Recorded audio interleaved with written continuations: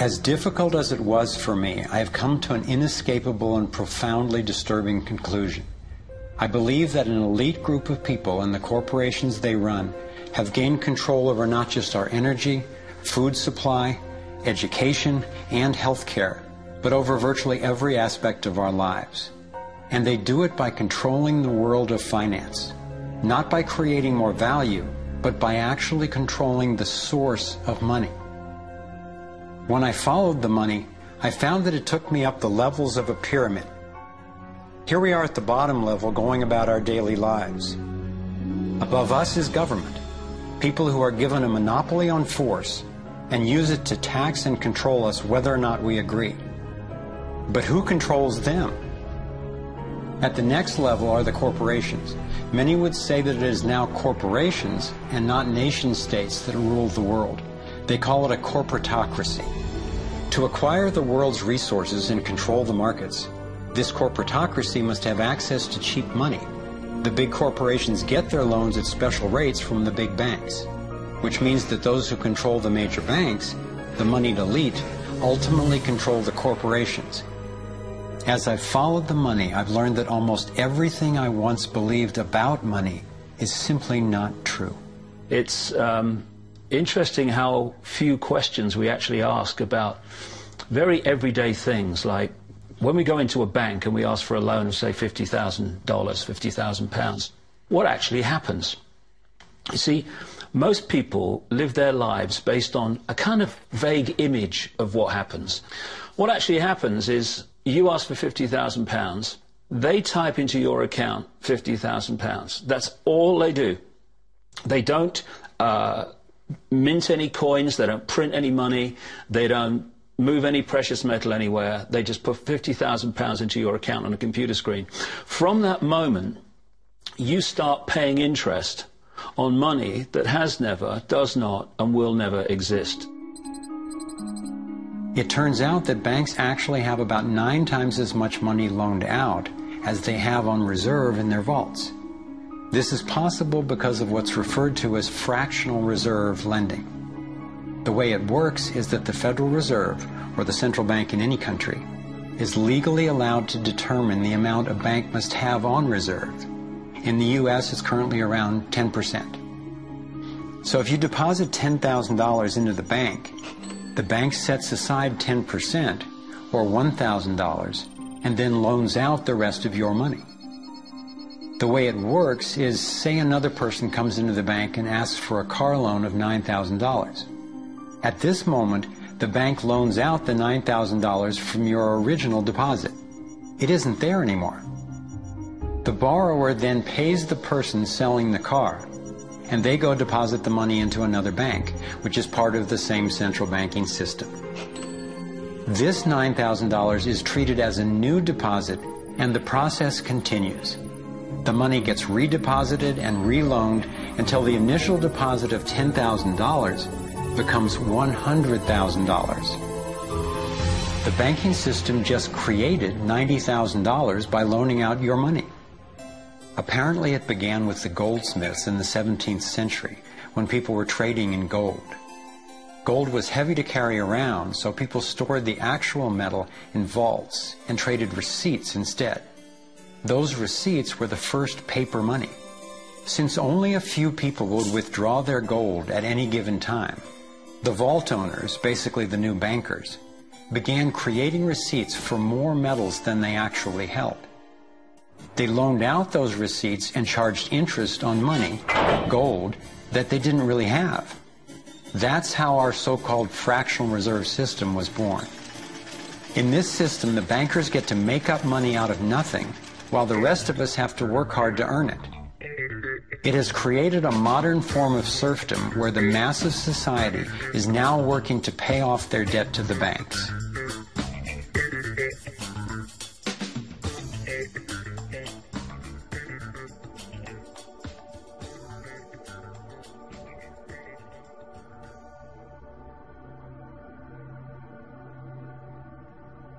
Under this fractional reserve scheme, we inevitably become debt slaves to a ruling class of financial elite, not because they are better or smarter than anyone else, but because they have rigged the system to benefit themselves at the expense of most people on the planet. Catherine Austin Fitts is an expert on this issue. She was an Assistant Secretary of Housing and Urban Development under President George Bush Sr., and then an advisor to the Clinton administration. Let's set up a game of Monopoly, and you want to buy Park Place. What I can continually do is just print money, give myself more money, lower the value of your money by printing more. No matter how hardworking you are or how successful you are, I can always end up buying you for free. So how come if you or I make up money, it's called counterfeiting, but if the banks do it, it's increasing the money supply? How did the banks get this power? This is Jekyll Island, where in 1910, representatives from the Rockefellers, Rothschilds, Morgans, and other private bankers gathered secretly to draft the legislation that would create the Federal Reserve.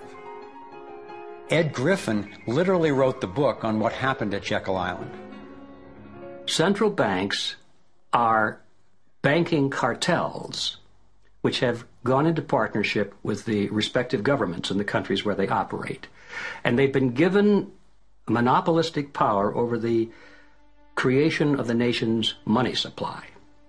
That's what the politicians handed to them as a gift, you might say, for the partnership. Now, in return, what did the bankers do for the politicians? They promised to create money out of nothing, now that they've got this legal power to do it anytime the government needs it. And since 2008, we've witnessed the greatest fake money printing run in recorded history.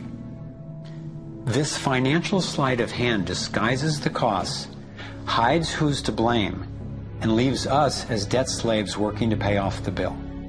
I found it revealing that in the same year the Federal Reserve was founded, 1913, the Internal Revenue Service was also established. An income tax was then instigated so you and I would have to pay the politicians' debt plus interest to the bankers. The problem is we have a privately owned central bank system in the United States disguised as a government-owned system. Now, if you look in the telephone book here in the Washington, D.C. area, you look up for Federal Reserve in the blue government pages, it's not there. It's in the white pages right next to Federal Express. It's a privately owned central bank. What is the proper relationship, what should be the proper relationship between a chairman of the Fed and a president of the United States? Well, first of all, the Federal Reserve is an independent agency, and that means basically that there is no other agency of government which can overrule actions that we take. There is no other agency of government which can overrule actions that we take. We have a private bank that prints money on behalf of the Treasury. The Federal Reserve prints money on a debt-based system which creates scarcity. But it puts a group of insiders in a position of having access to all the data about the economy when we don't. So you have a small group of bankers who understand the data on how the money works in the economy, and it gives them the ability to print money in a way that the insiders are protected and everybody else is drained. Catherine went on to compare a healthy economy to a vibrant torus, balanced, freely flowing, and energized throughout, in contrast to what's happening in our current economy. What you have is a system that's very dynamic, and it's trying to optimize. But intertwined in the core of it, you have a tapeworm. The way a tapeworm works in your body is it injects a chemical into your body that makes you crave what's good for the tapeworm and bad for you.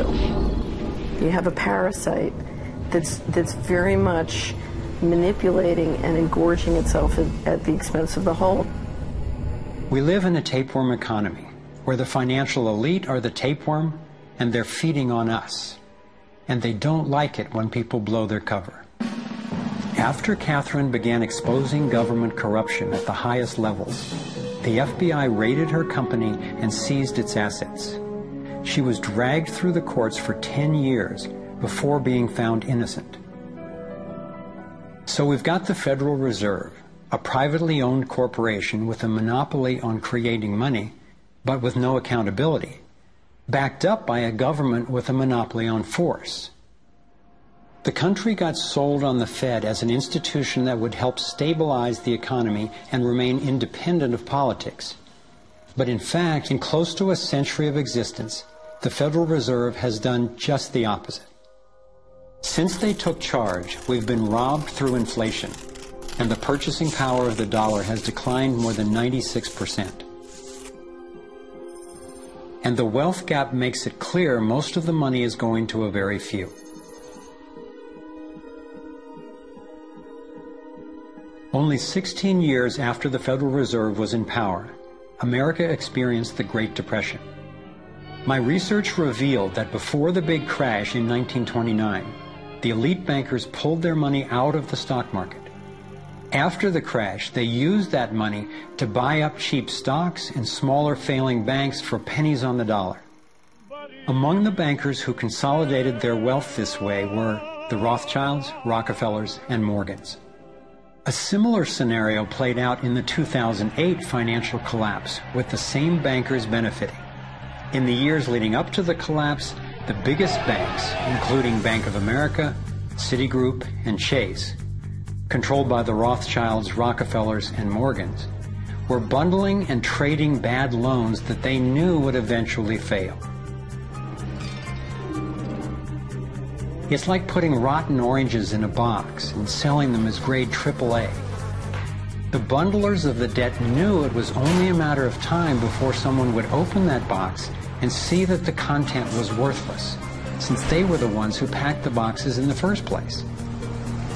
When the rotten oranges, what we hear about as unsound loans, derivatives, and credit default swaps, were finally discovered, everyone was impacted. People lost their homes, their jobs, their businesses, and their retirements. Meanwhile, the biggest banks who created the problem in the first place were the ones who got bailed out. Why's that? Why would the Federal Reserve give trillions to the banks, even though the majority of Americans were against bailing them out? And why not help those most in need rather than the perpetrators of the financial collapse? My research led me to believe that the same people who created the Federal Reserve, the Rothschilds, the Rockefellers, and the Morgans, still control it, and they use this scheme to bail themselves out at our expense. Many of the banks created are still the most powerful lobby on Capitol Hill, and they, frankly, own the place. I'm convinced that the near collapse of the economy in 2008 resulted from an orchestrated pump-and-dump scheme designed and executed by the big bankers to consolidate wealth and power. David Icke explains how he sees the Federal Reserve rigging the so-called business cycles. Stage one, it's like throwing a fishing line out. Stage one, you put lots of money, units of exchange, into circulation. You do this by pushing interest rates down, by making lots of loans. This is the part of the cycle we call a boom. Because there's lots of units of exchange in circulation, there's lots of money changing hands. That generates lots of economic activity. That generates jobs. And as more and more money is spent, there's more demand, so companies take out more loans of fresh air money to increase their production.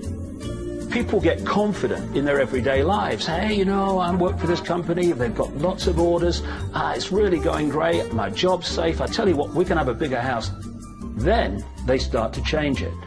What they do is they pull the fishing line in. They push interest rates up. Now, fewer people, are taking out loans, and they make the criteria for having a loan from the bank stronger anyway.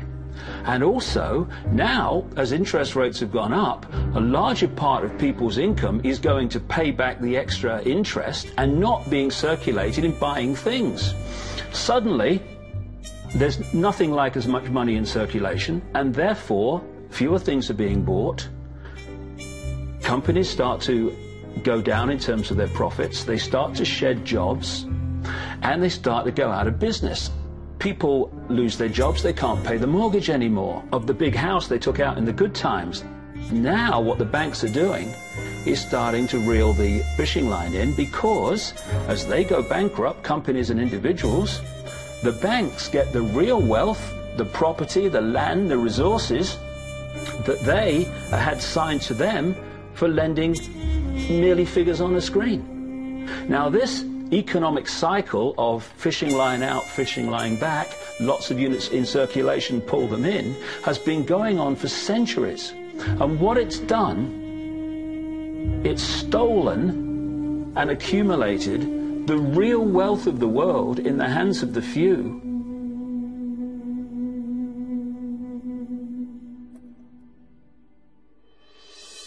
At the international level, central bankers use the World Bank and the International Monetary Fund to make more money while exploiting the resources of countries they lend to, bankrupting them in the process. The central bank of central banks is the Rothschild-created Bank for International Settlements. The elite are positioning themselves to control access to virtually everything we need to survive. No matter where you go in the world, the money is controlled by the banking system. They decide if people eat or if they don't eat. Who's a billionaire and who lives on less than $1 a day?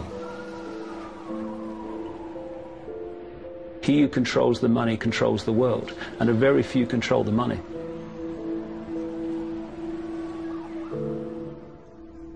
At this point, my view of the world had been turned upside down. I was struggling with the realization that the failure and suffering of so many is actually success and fulfillment for a few. The elite central bankers who fooled the world into letting them create money. They already have vast fortunes, so what is their end game? What is their ultimate agenda?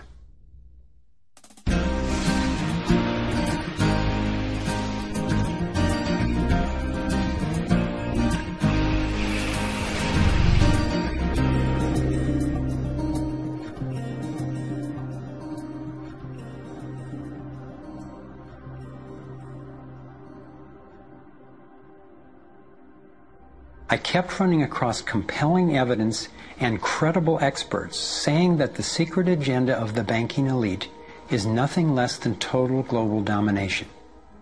At first, I resisted the idea, but I was committed to finding out what was keeping us from thriving, no matter where it might lead. One night I woke up at 3 a.m. with the burning question: if this small group wanted to dominate the entire world, what would they need to control to accomplish it? I jumped out of bed and started making a list. First and foremost, they'd have to control money, and they do. Controlling money allows them to run everything else. They'd need to control energy, and they do. They already control big agriculture and world trade. They're buying up water supplies worldwide.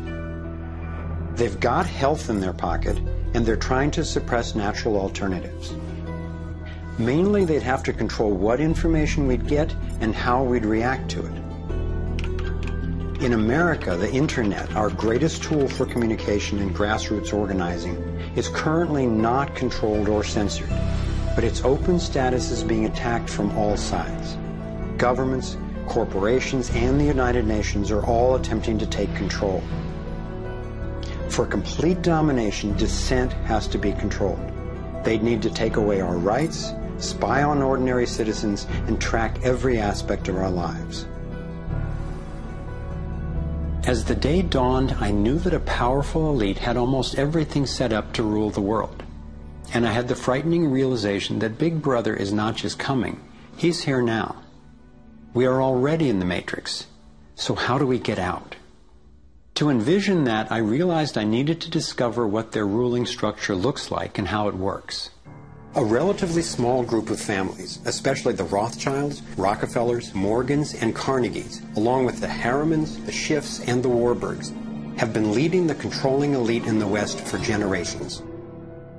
I'm not implying that every individual in these families is aware of or active in the global domination agenda.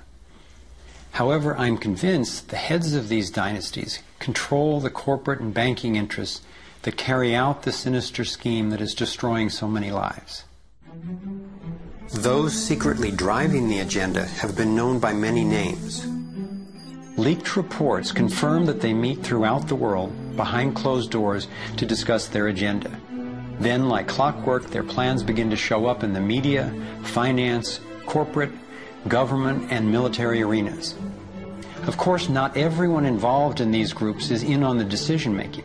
There is a hierarchy of knowledge and participation. One of the primary symbols of the controlling elite is the all-seeing eye. It's on the dollar bill. It's on the American mass surveillance system initially called Total Information Awareness. It's on the British intelligence agency MI5. And it even oversees the Supreme Court complex in Israel, designed and funded entirely by the Rothschilds. I believe they've taken the majestic image of the Cheops pyramid and its legendary metallic capstone and perverted the meaning to represent those at the top being able to track and control all those under them.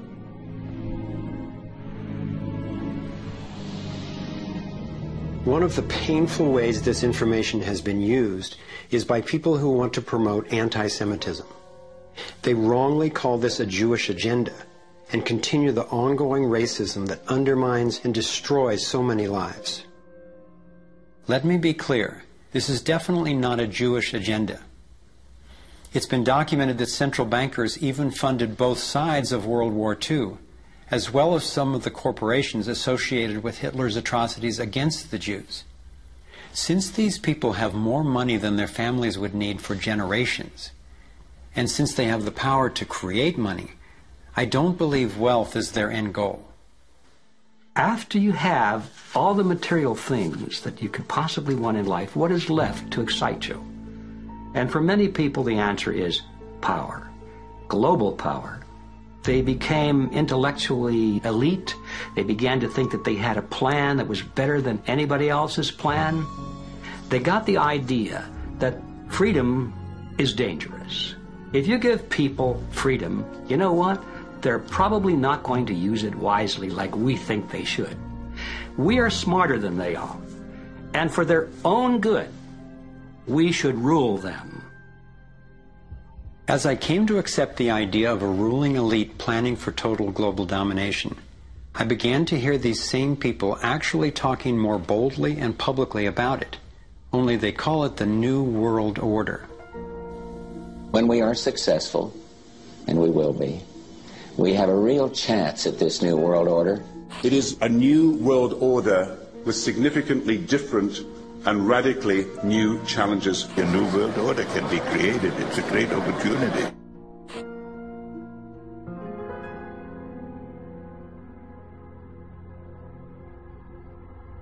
Given the condition of our world, a new world order can sound like a great idea. But I had to distinguish between what I was discovering about global domination, a one-world government run by an elite few, and the reality of our global interconnectedness, which is the realization that at a fundamental and even spiritual level, we are not separate, we are all connected.